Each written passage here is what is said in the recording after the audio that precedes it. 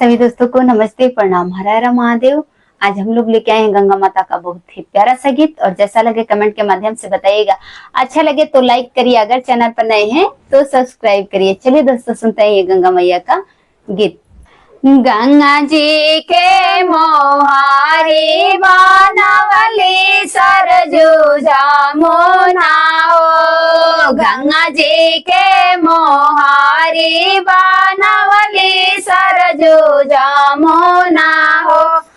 खात रहली गंगा गुड़िया मिठाइया हो, खात रहली गंगा पुड़िया मिठाइया हो। कहाँ पवलू पीठावा से पटिया सरजू जामुना हो, कहाँ पवलू पीठावा से पटिया सरजू जामुना हो।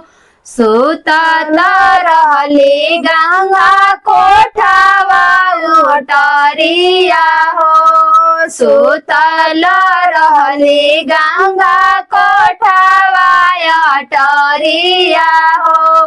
कहाँ पवलू बलुआ के रेत सरजू जामुना हो, कहाँ पवलू बलुआ के रेत सरजू जामुना हो।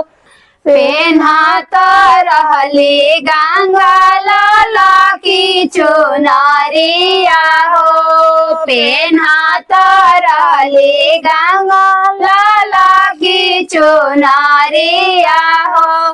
कहाँ पवलू यारी से पियरी सरजू जामुना हो, कहाँ पवलू यारी से पियरी सरजू जामुना हो। थैंक्स फॉर वॉचिंग दोस्तों।